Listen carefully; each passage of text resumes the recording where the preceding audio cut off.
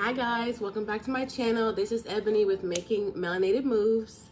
Before we get started, please like, subscribe, and comment at the end of the video so we can get the YouTube algorithm going.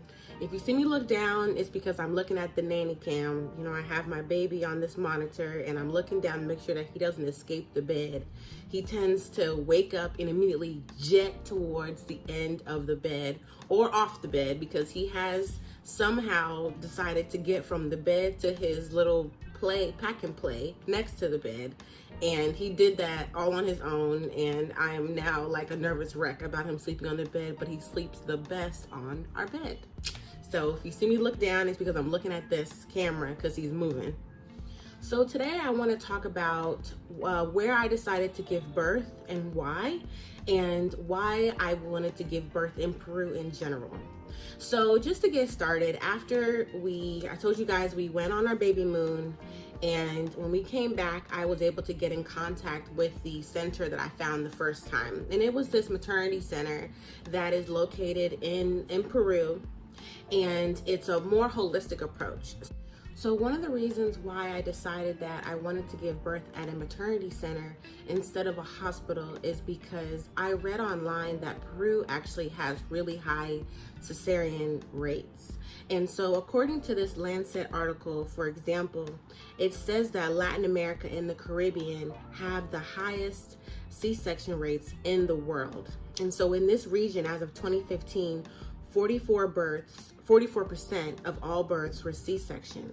And in Peru, the C-section rate doubled from 12.7 to 26.5% from 2000 to 2012. And as of 2020, the C-section rate is around 38%.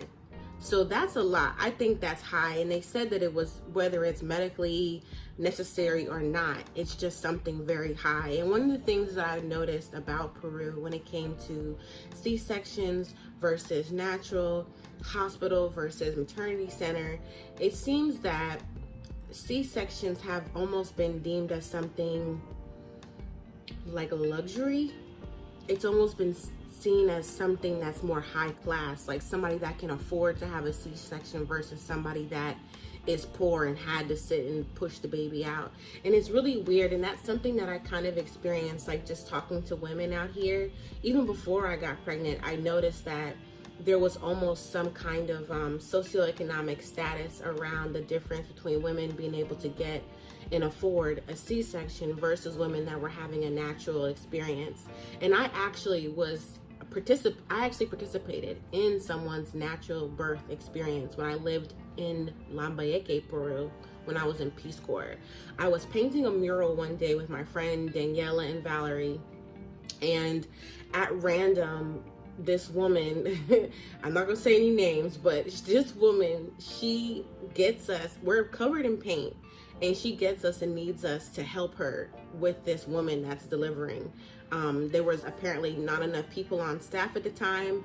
They knew that we were health volunteers. I was a public health educator, as were my colleagues. So we were there for public health purposes, but public health is prevention, you know? So we were there at that moment to paint a mural, not to help somebody give birth or deliver their child. And so that was crazy. Like out of nowhere, we have paintbrushes in hand, and the next thing you know, we're washing our hands trying to help this lady, holding her back. And I think my friends actually held the baby. I held the baby at one point, and I was just crying because I was just totally freaked out by the whole thing, because I couldn't believe that I was even in this room. And this woman was like looking at me after this was like her 6th child, and she was like 22 at the time. So we're not even gonna go there.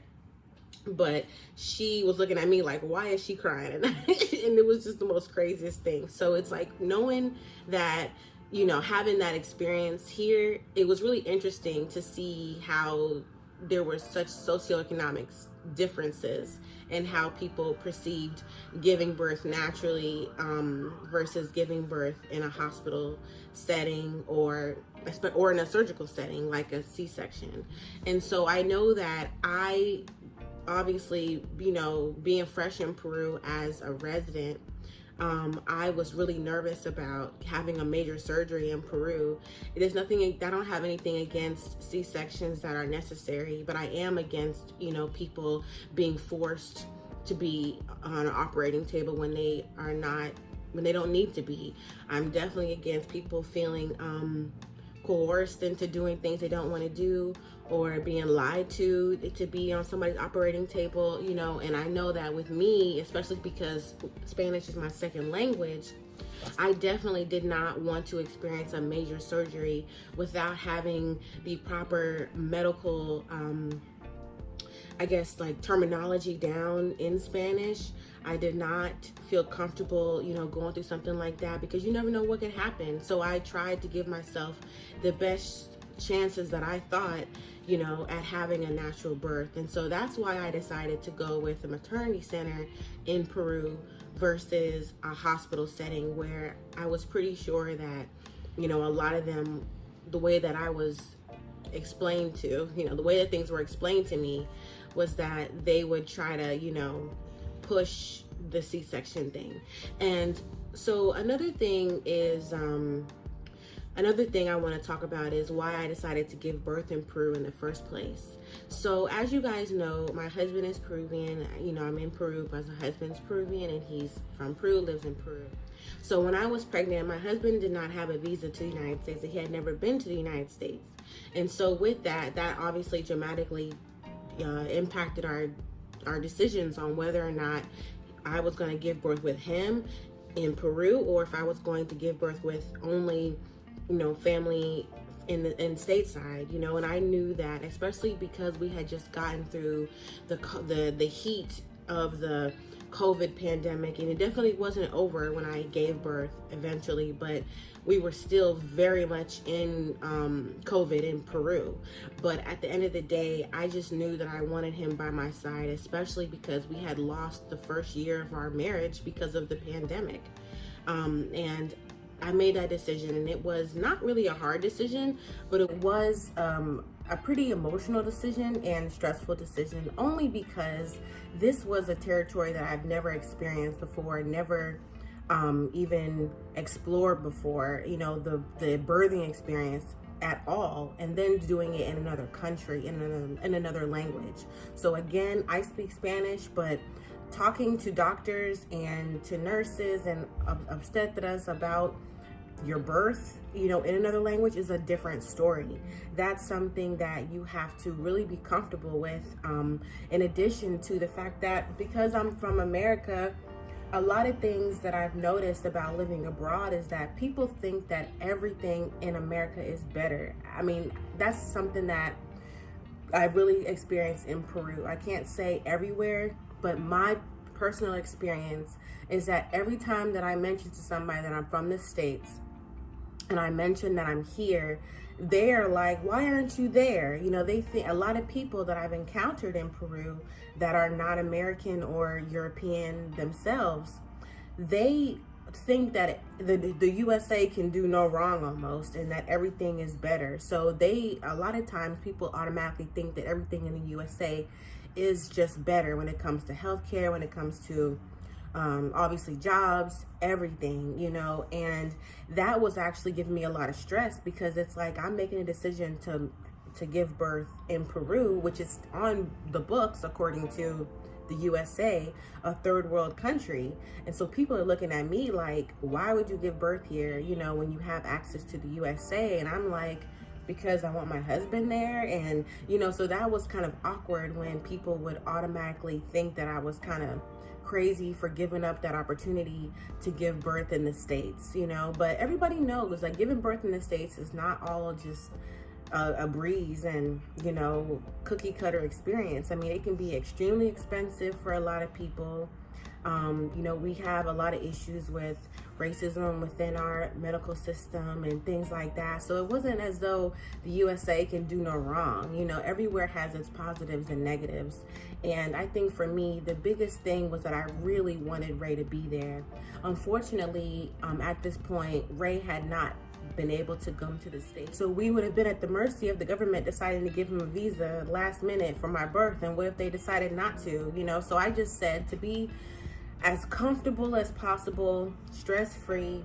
I wanted to give birth in Peru, and I wanted to do my pregnancy with Ray. You know, the whole process of pregnancy is really important to do with your spouse. You know, it's an opportunity for you guys to connect in a different way. You know, they don't say like just the woman's pregnant, they say they're both pregnant. And Ray actually had a lot of symptoms too. Like he had a crazy sweet tooth when I was pregnant, and he doesn't eat sweets that often, but he was eating a lot of sweets at that point.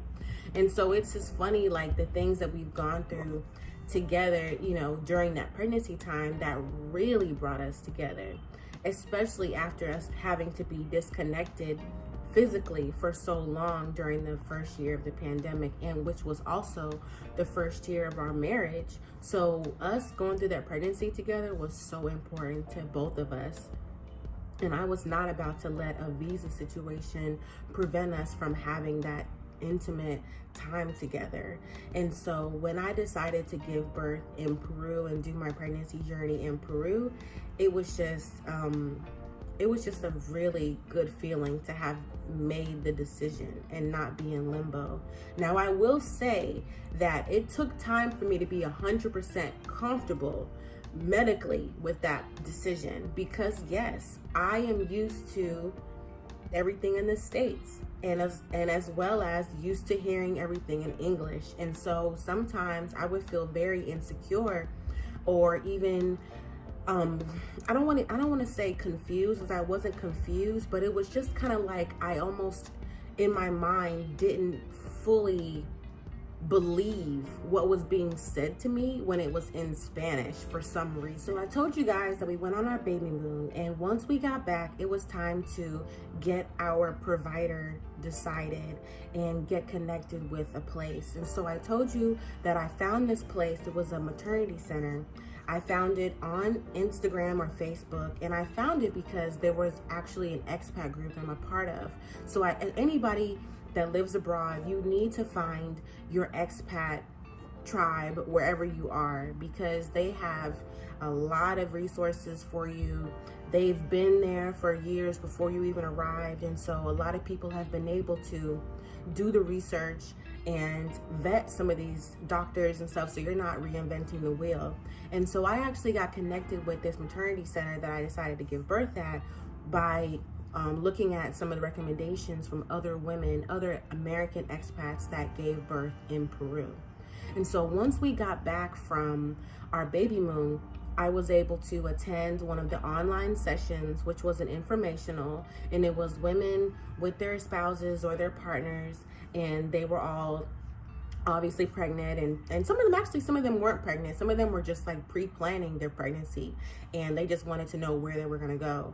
And there were some doulas on the line as well that were in classes, like this particular maternity center, they actually have a doula school as well. So they had doulas on the call as well that were listening in and doing their training. So it was a really great informational call, and that's when I was able to learn about the cost of it. I was able to learn about the commitment of it, because it wasn't just you're going to give birth here and that's it. It was like we had classes that we were taking, like Lamaze classes. I did online because we were still in the heat of COVID. So I did like mine online, which was really beneficial too, because we lived quite a ways away from the maternity center. So I really didn't want to have to travel down there in traffic every week for 2 months. So on the call, we learned about all the classes that they do. We learned about some of the benefits of giving birth naturally versus in a hospital setting, and all these things. And it was great because the spouses and partners were on the line as well, so people were able to ask their questions and get all their doubts out the way. So we did that call, and then shortly after that, we scheduled our meet and greet with the actual doctor, who is also the owner of the center. And so they have a doctor, and there were a bunch of doulas and midwives connected in the network. And so every time I had my maternity appointment, I was able to meet with the doctor / owner of the center. And if she was never available a certain day, I was able to talk to one of her nurses or obstetras or one of the doulas. But it was always, I think all of my appointments, except for one, was with the actual doctor's owner of the center, which was really important to me. And every single appointment that I had, they lasted for about an hour and sometimes longer. And we were able to talk about my symptoms. She was doing my height, and I'm not my height, but my weight, checking to make sure that I was doing okay physically, nutritionally. She gave me updates on different things that I should be doing as far as exercise goes, as far as even your diet goes. She would recommend different things that I should do with my spouse, because Ray was always there at my appointments too, which was awesome. And I really appreciated that intimate relationship that I was able to build with her, because obviously giving birth is a very intimate space. It's a very intimate interaction with another person. You're going to be all spread eagle with this person, and you need to be comfortable, because I have a thing about like nudity for some reason, and I just was like not trying to obviously be spread out in front of somebody that I didn't trust. And so I was really, really happy that I was able to have all those one-on-ones with her and her staff and build a real network, not only through my appointments every month, but during the classes that we did, and the different even like having their number. Like I was able to call my doctor whenever I wanted, text her on WhatsApp whenever I wanted, and I did not experience that level of connection even when I had my appointments in the States. After a couple of months of having my appointments in Peru, I went to an appointment in the USA just so that I can kind of confirm everything that was being told to me in Peru. At this time, I still had not fully trusted the medical system in Peru yet. There was no issues with anybody. Nobody did anything wrong, but I still wanted to make sure that I double checked the work, had a second opinion from the doctors in the States, because I still have my insurance as well. So I was like, I might as well use my insurance too. So I went to a couple of maternity appointments in Atlanta as well. And the experience was a lot different. The hospital that I went to was really, really nice, a huge hospital network, very popular in Atlanta. One of the appointments I had there was, I got another ultrasound done, and I just wanted to, because I was a lot further along then. So my mom was able to go with me, and Ray was on FaceTime, and I was so shocked by how much I was able to even see on the screen. I don't know why I was so shocked, but I guess because the first one I had, I was only like 7 weeks. So this one, I was way further along. So I was so shocked by how much I was able to see, and the fact that the baby was moving and squiggling and breathing and blinking, and I was in shock. So take a look at that video of my ultrasound, and we'll be right back.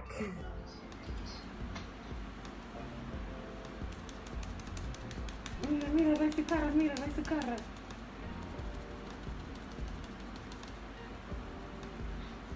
Mira. Not that, who's there?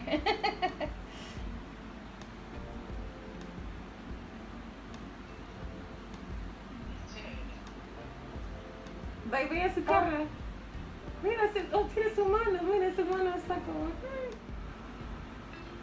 Ay. Oh, so sweet. This is the umbilical cord here. That's what's jumping there. Oh, wow, mira, tiene sus ojos. Está mirando de frente. Comida? It's like, yeah, right? It's like, what was she like, eating snacks or something? Yeah. Like... Smacking away. Got a lot to say already. We're going to talk Daddy's ears off when he comes home. Oh, my See? God. You see it? Oh, she's yawning. Yawning, mira, su boca está abierta, mira. Oh, lengua. Thank you, my girl. So sweet. Thank you. Oh, mira su corazón, Ray. So, oh, let him hear it. Hang on 1 second. Oh, puedes escuchar su corazón. A ver.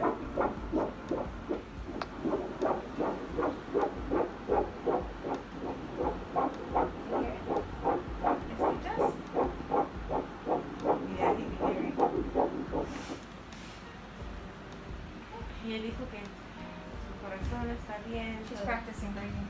Está practicando respiración. Oh my God. cannot believe. Thank you, Gringa. Thank you, Gringa. Thank you. I used to work at a Hispanic clinic, and so now every time they come in, they say, "We're gordita gringa." Oh God. Yeah, that's some Hispanics. They love to be descriptive. Okay, mi amor, eso fue todo.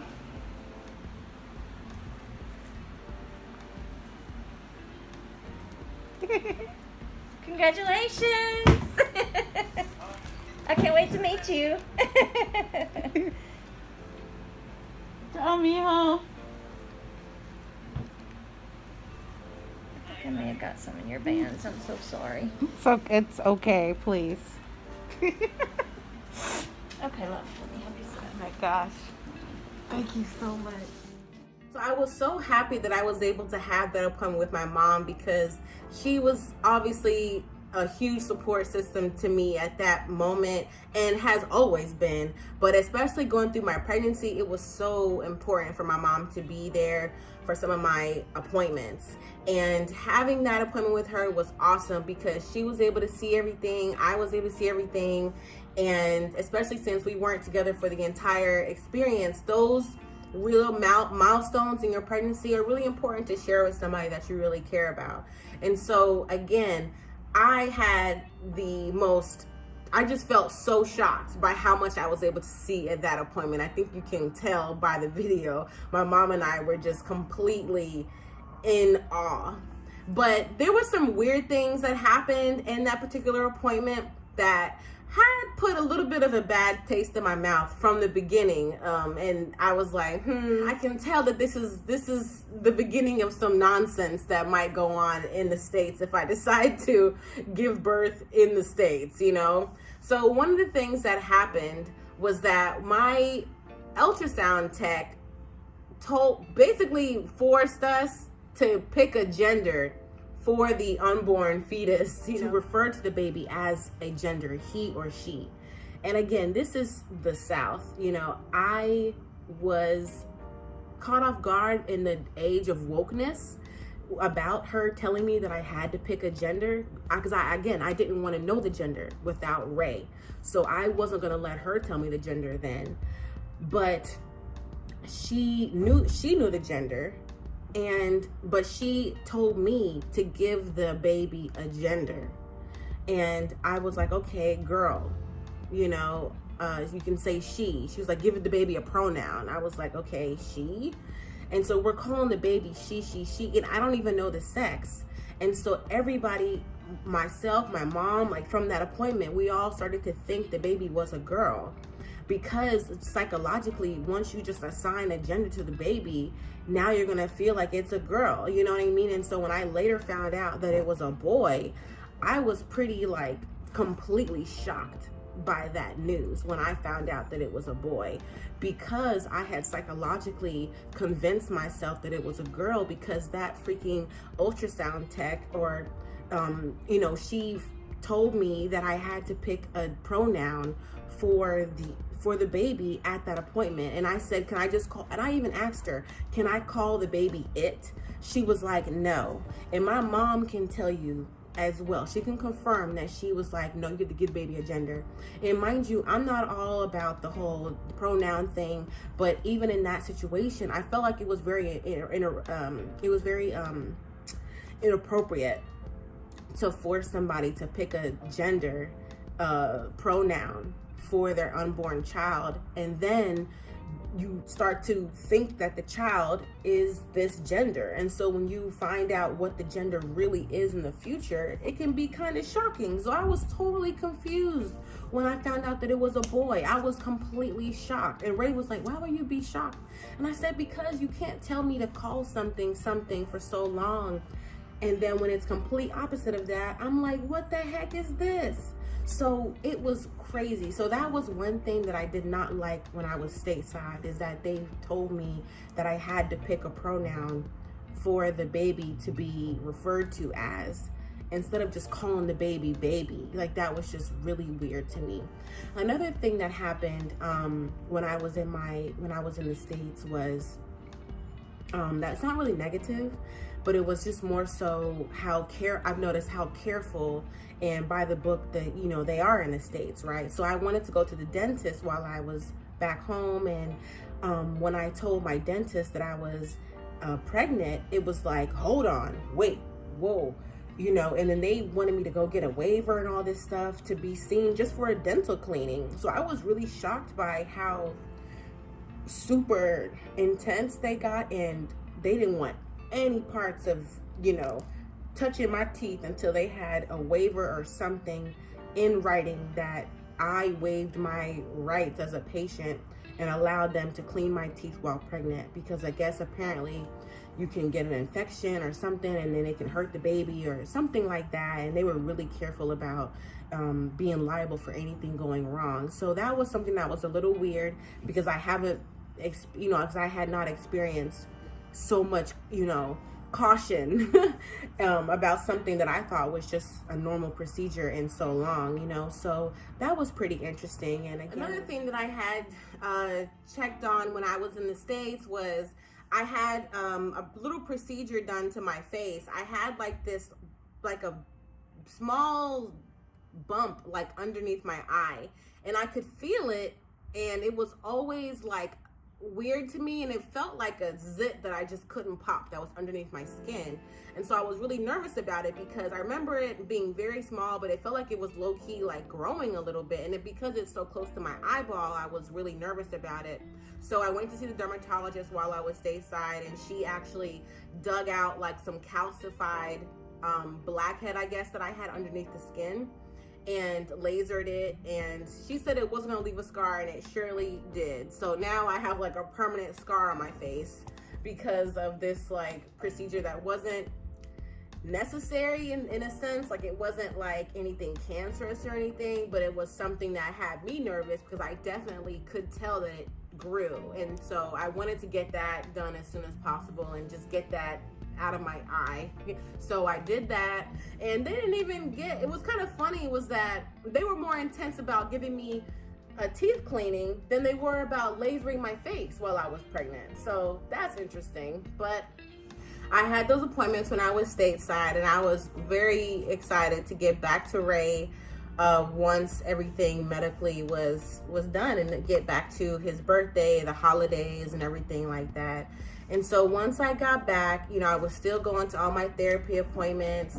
I was still attending all of my maternity appointments, and I was also going to Lamaze classes. So I was able to take advantage of those Lamaze classes by my maternity center in Peru, even while I was stateside in the States, because I was doing it virtually. So that was really important to me, because it really caused me to create like a network of women and friends and other moms when I was in Peru, because that was so important to have when I didn't have anybody like that. You know, I mean, I had Ray's family, of course, but there's still something about, you know, having people that you choose to be in your life as opposed to people that are just in your life because of marriage or by blood. You know, it's nice to have friends that you can, that are also going through the same thing as you at the same time. And so I really built like a network of women doing those Lamaze classes that was so invaluable. Like, I don't think I would have had access to all these women. We're in groups now. We have WhatsApp groups. We chat all the time. We're about to start doing meetups again outside of the maternity center. And I just love it because all our kids are at the same age, just about like within either the same day. Some kids have the same birthday as my baby does, and some are like a few days before. Some of them are like a month or two before, but we all gave birth around the same exact time. There's like 10 of us. And then I'm a part of another moms group of women that are just in general, just moms in general here in Peru. So just having access to that network was so awesome. And again, having access to my doctor and her team all the time through WhatsApp was also great. And I don't think I would have been able to have that in the States, because I went to more appointments in the USA when I went back home to visit and do other things. And I was not able to talk to my doctor outside of maybe doing the patient portal, but they took days to get back to you. And It just wasn't the same thing. It was still cold. It was just messaging through the patient portal. You couldn't just call them or hit them up on WhatsApp. You know, it was nothing like that in the States. And I really appreciated having that one-on-one, that intimate relationship with my provider. You're going to be all up in my business. I need to be able to reach you. And so I really, really love that. My baby is up now, so we might end up having to cut and wait till he falls asleep in the evening to finish. So if you see a change in the lighting, that's because I had to stop recording and just finish at night. Hey guys, so as you can see, I'm in different clothes, different lighting. That's because it's nighttime. And little man woke up on one, so there was no more recording that was gonna get done. So just please like, subscribe, and comment below. And I'm gonna end this video now so that it's not too long, and I'll see you guys in the next video, and I'm gonna talk a little bit more about the maternity center and take you on a tour. So have a good one. Ciao.